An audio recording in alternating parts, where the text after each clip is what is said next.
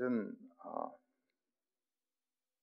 하나님을 따라서 사는 사람의 모습이 어떻게 될 수 있는가에 대한 신뢰를 한번 같이 보겠습니다. 그런데 이 빌립보서 4장 10절은 조금 백그라운드가 필요합니다. 빌립보서는 예수님 가신 때로부터 약 한 30년 내지 31년쯤 있다가 쓰여졌고, 이 글을 쓴 사도 바울이 이 빌립보에 가서 처음으로 말씀을 전하고 유럽의 첫 교회를 세운 지 약 한 11년째에 이 글을 씁니다. 그러면 빌립보 교회에서 이 편지를 받아보는 사람은 이제 갓 신도가 된 지 한 10년, 11년 차 교인들일 겁니다. 그런데 10년 전에 말씀을 전했지만 바울은 지금 어디에 있느냐 하면은 로마의 감옥에 갇혀 있습니다. 10년의 선교 여행이 끝나고 유대인들의 음모에 의해서 갇혀 있다가 로마로 압송되어져서 재판을 기다리는 도중입니다. 우리 사도행전으로 치면은 28장이 갓 끝난 시간입니다. 28장의 맨 끝입니다. 이 시간에 바울은 로마 감옥, 빌립보 교인들은 약 한 10여 년의 믿음의 생활을 했습니다.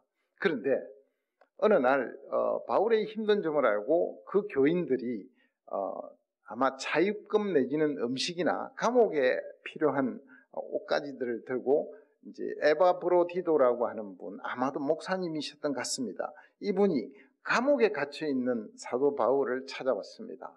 그래서 그 선물을 전해줬는데 그분이 돌아가는 편에 선물 받았으니까 감사 편지를 보냅니다. 요새로 하면 땡큐 카드 같은 겁니다. 보내는데 그 편지가 지금 우리가 읽은 빌립보서입니다. 4장으로 되어 있고 104절로 되어 있습니다. 그런데 문제가 생겼습니다. 땡큐 카드는 아시다시피 길게 쓰기가 참 어렵습니다. 보내주신 선물에 대해서 참 감사합니다 하면 더 쓸 말이 사실은 없습니다. 그런데 오늘 약 10절에 걸쳐서 감사를 표시하는데 바울이 당면한 문제가 뭐냐 하면은 바울은 감사합니다 이러고 나면은 참 정말 감사하다라고 말을 하고 싶은데 감사합니다 하고 나면은 무슨 문제가 생기느냐 하면은 하나님이 바울을 충분히 돌보지 않았을 수도 있다라고 생각할까 봐 감사하다고 해야 되겠는데 또 동시에 필요 없다는 말을 해야 됩니다. 말이 됩니까?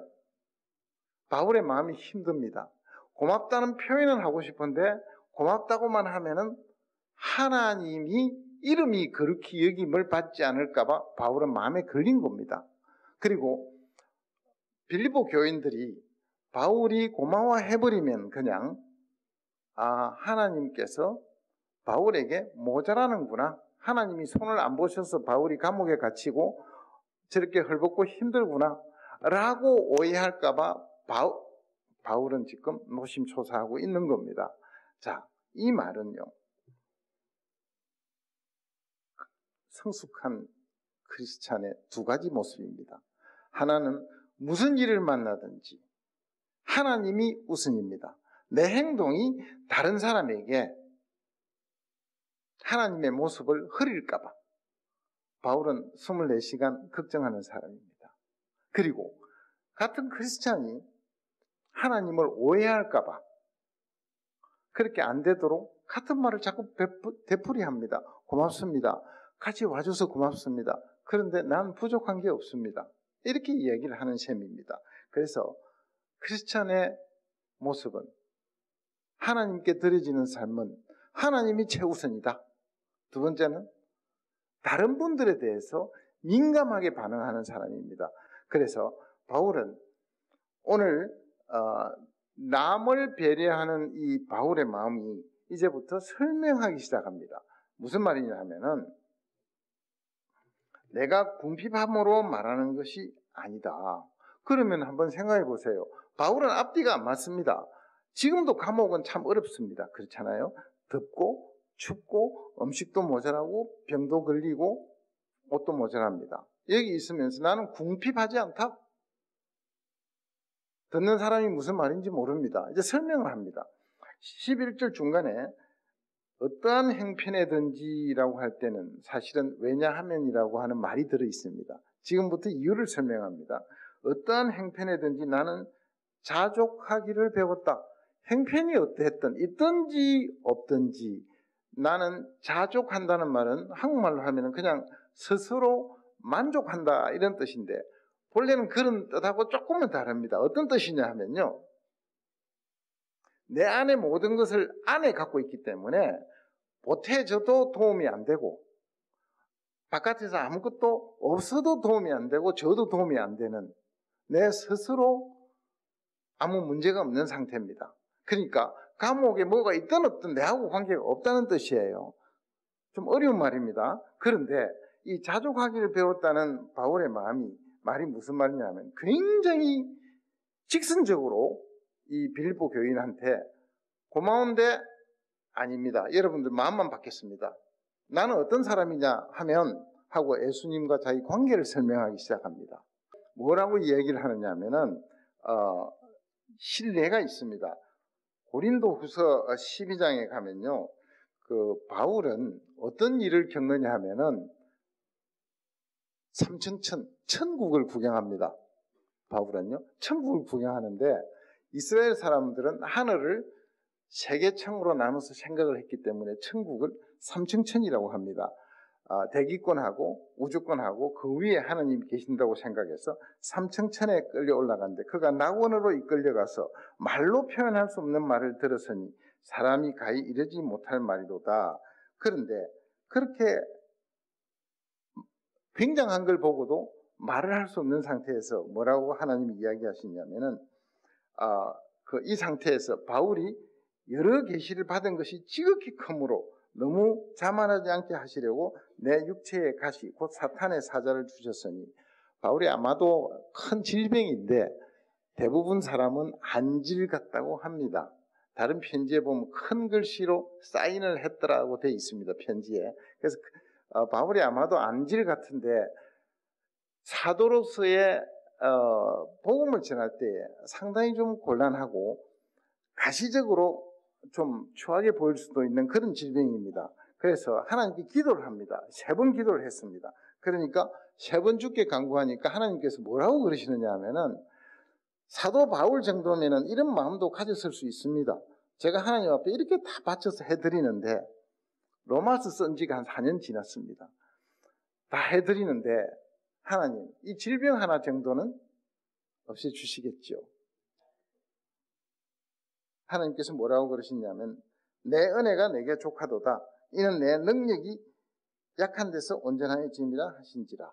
하나님께서 쉽게 말하면 됐다. 그 질병 그냥 안고 살아가라. 안 고쳐주십니다. 바울에게. 안 고쳐주시는데 바울의 반응이 여기에서 문제입니다. 그러므로 도리어 크게 기뻐함으로 나의 여러 약한 것들에 대하여 자랑하리니 이는 그리스도의 능력이 내게 머물게 하려 함이니라. 바울은 질병이 떠나달라고 기도했는데 오히려 그 질병 때문에 내가 가진 것으로 만족할 수 있는 상태로 바뀌어버렸습니다. 우리는 건강함과 물질과 잘 되는 것과 높아지는 것과 이런 것들에 대한 욕구를 버리기가 좀 힘듭니다. 그런데 하나님께서 뭐라고 하시냐면은 하나님이 우리 안에 들어오셔서 그 능력이 더 크다는 걸로 바울은 만족을 합니다.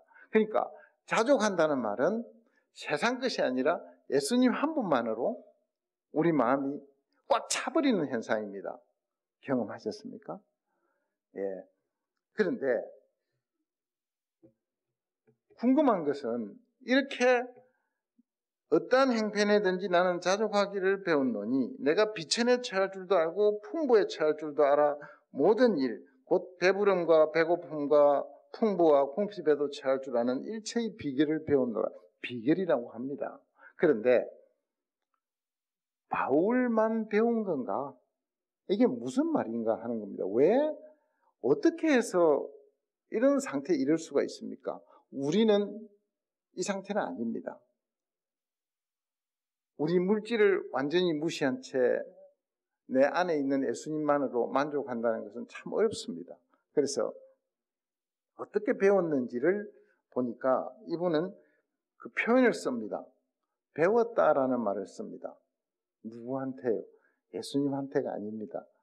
무슨 말이냐면은 공부한 게 아니고, 배웠다 그러면 공부했다로 알지만은 좀 전에 말씀드린 하나님과 같이 살면서 하나님께서 본래의 이 말의 뜻이 이런 뜻입니다. 손을 붙들고 비밀의 문을 열어서 감추어졌던 희미한 것을 보여주다, 이런 뜻입니다. 배웠다는 뜻이. 그래서 바울이 육체의 가시를 제거해달라고 하나님께 기도하는 과정을 통해서 하나님께서 성령님을 통해서 바울을 알게 해주신 겁니다. 우리 삶의 비밀을 열은 겁니다. 우리는 이 땅에서 육체가 있는 한 어떤 모습으로 살아도, 오늘 목사님도 그렇게 기도하셨지만은 하나님의 만족한 상태에 들어갈 수가 없습니다. 일주일 내내 죄를 짓고 마음은 원이로되 육체가 연약합니다. 그래서 부끄러운 마음, 죄송한 마음 들고 나옵니다. 그런데 이것을 한 단계씩 벗어나는 유일한 방법은 예수님께서 열어주셔야 됩니다. 열어주셔야 됩니다. 여기 많은 믿음의 생활을 오래 하신 분들이 계시는데, 오래 하시는 동안에 하나씩 아마 그 비밀을 알아오셨다고 제가 생각이 듭니다. 자, 그런데 이런 비밀을 배워가던 바울이 이제 선물을 받고는 뭐라고 그러냐 하면은, 정말 그 선물은 내가 궁핍해서 감사하거나 기뻐하는 것은 아니다라고 얘기를 합니다. 그러면 여기에서 큰 문제가 일어납니다. 우리가 물질을 이런 식으로 별로 다 뜰 수 있고, 내 안에 계신 보이지 아니하시는 예수님과 성령님의 능력으로 크리스찬은 살아갑니다. 이러면 상당히 설교 듣는 분이 어렵습니다. 왜 어려우냐 하면, 크리스찬의 인생은 그냥 가만히 있으면 되는 건가? 물질도 필요 없고 노력도 필요 없고 감나무 밑에 앉아 있으면 감이 떨어지는 인생인가로 생각이 옮아갈 수가 있습니다. 기도만 하면 됩니다. 기도를 많이 해야 되는 것은 맞는데, 기도만 하고 행동은 안 한다는 뜻으로 가면은 무리가 갑니다. 크리스찬은 부정적이고 수동적일까? 전혀 반대입니다. 그런데 그 이야기를 조금 설명을 드리겠습니다. 이 크리스찬이 소극적인 분들도 꽤 있습니다. 오해를 해서 그렇습니다. 수도원에 가서 가만히 계시거나 산에 가서 가만히 계시면 하나님 뜻하고는 좀 다릅니다. 이 세상에는 그렇게 소극적으로 살아도 된다라고 하는 분들이 꽤 있는데요. 또 우리나라의 전통적인 생각도 이조시대에 청빈하게 살고 황금을 보기를 돌같이 하는 것이 우리의 아주 좋은 도덕률이고 윤리로 되어 있었습니다. 사는 것이 상당히 소극적이 될 수도 있습니다. 그런데 바울은 지금 무슨 말을 하느냐 하면은, 내게 능력 주시는 자 안에서 내가 모든 것을 할 수 있다고 그럽니다. 바울은 사실은 모든 것을 하려고 하는 사람이고, 예수님으로부터 힘을 받아서 사람으로 할 수 없는 일까지 하겠다라고 지금 나오는 사람인데, 소극적일 수가 없습니다. 그래서 힘을 받아서 하는데, 내 힘은 아니지만 내게 힘 주신 자, 내게 능력 주시는 자 안에서 내가 모든 걸 합니다. 내게 능력 주신 자는 누구냐면 예수님이시죠. 예수님의 힘을 받아서 하는데, 여기서만 그러는 게 아니고 바울은 이렇게 이야기를 합니다. 디모데전서 1장에서요. 나를 능하게 하신 그리스도 예수 우리 주께 내가 감사함은, 하나님께 나를 능하게 했다고 그럽니다. 근데 능하게 한 이유가 뭐냐면, 나를 충성되이 여겨 내게 직분을 맡기심이니, 이렇게 이야기를 합니다. 하나님께서 직분을 주실 때는 하나님께서 우리 속에 오셔서 능력을 주시고 직접 일을 해주십니다. 힘의 원천이 내가 아니기 때문에 더 큰 힘으로 나갈 수 있습니다. 내가 하는 일은 전부 작습니다.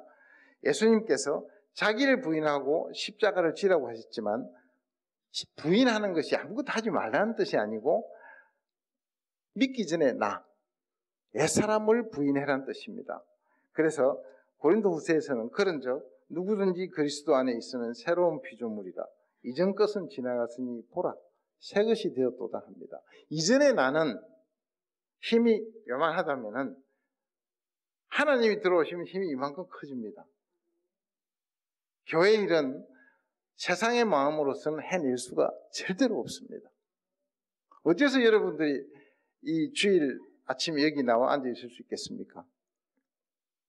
예수님께서 강권하시지 않는 한은 불가능한 일을 여러분이 하고 계십니다.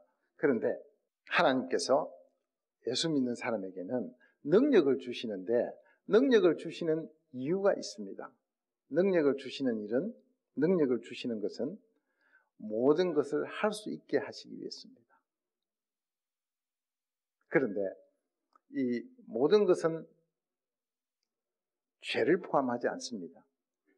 바울이 예수님이 힘받아서 죄를 지었을 이유가 없습니다. 그런데 왜 하나님께서는 힘을 주시냐 하면 모든 것을 할 수 있게 하기 위해서 힘을 주시는데 이 모든 것에 대해서 기가 막힌 예수님의 직접 말씀이 있습니다. 예수님이 뭐라고 그러셨느냐 하면요. 마지막 잡혀서 죽으시는 밤에 목요일 밤입니다. 제자 11명을 모아놓고 하신 이야기 중에 내 이름으로 무엇이든지 내게 구하면 내가 행하리라. 내 이름으로 무엇이든지 구하면 내가 행하리라 그랬습니다. 그럼 여기서 꼭 우리가 알아야 될 부분이 뭐냐 하면은 무엇이든지가 뭐냐는 겁니다. 기도하시고 다 못 받는데 성경은 기도하시면 다 받는다고 되어 있습니다. 그 앞에 구절을 제가 소개를 하겠습니다. 예수님이 지금 무슨 장면이냐면은 마지막 죽으시는 장면입니다. 십자가에 돌아가시는 장면입니다. 몇 시간 뒤입니다. 내가 이런 말씀하십니다. 내가 진실로 너희에게 이르노니 나를 믿는 자는 내가 하는 일을 그도 할 것이요 또한 그보다 큰 일도 하리니 이는 내가 아버지께로 감이라. 다시 보세요. 나를 믿는 자는 여러분과 저입니다. 예수를 믿는 자는 예수님이 하시는 일도 할 것이요 그보다 큰 일도 할 거래요.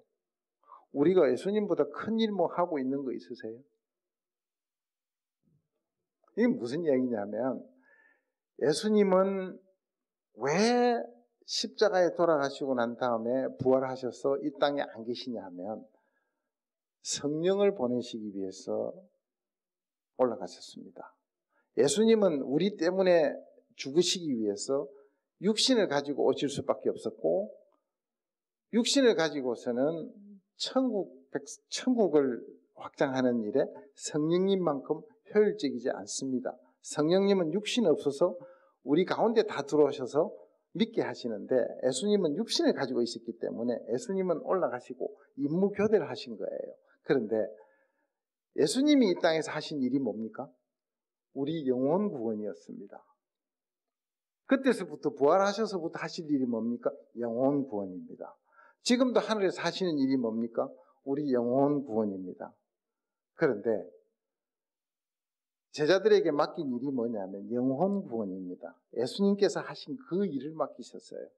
여러분에게 맡기시고 제게 맡기신 겁니다. 그러니까 교회에 할 일은 영혼 구원입니다. 큰 일이라는 것은 예수님이 그 당시에 전도했던 믿게 했던 사람들보다 훨씬 큰 숫자란 뜻이지 질적으로 우리가 예수님보다 더 잘 죽는다든지 이런 일은 없습니다. 예수님께서 하신 일을 할 것이요 예수님보다 더 많은 일을 우리가 이 땅에서 하게 됩니다. 그런데 그걸 다 줄이면 무슨 얘기입니까? 우리가 그 다음 하신 말씀이 너희가 내 이름으로 무엇을 구하든지 내가 행하리라. 한 것은 우리들은 영혼 구원을 위해서 기도하면 내가 다 듣겠다는 뜻입니다. 자, 여기에서 이 말대로 따라가면은 제가 잠깐 같이 한번 생각을 해보십시다. 이 말대로 만약에 따라간다면은 우리가 내 개인적으로 나를 위해서 사는 일이 없어져 버립니다. 다른 이유로는 이 세상을 살아갈 삶의 이유와 존재의 이유가 없는 거 아닙니까? 물어볼 수가 있잖아요. 그렇죠? 영혼 구원 말고는 뭐 딴 거 좀 할 거 없습니까? 이렇게 묻고 싶어요. 저도요. 그런데 이 바울이 같은 빌립보서 안에서 바울의 심경을 제가 소개를 하는 겁니다. 바울은 어디에 가 있었냐면은 제가 말씀드린 대로 이렇게 산다면 이 땅에서 나를 위해서 사는 일이 존재를 안 하는 겁니다. 그러니까 1장 21절에서 이런 고백을 합니다.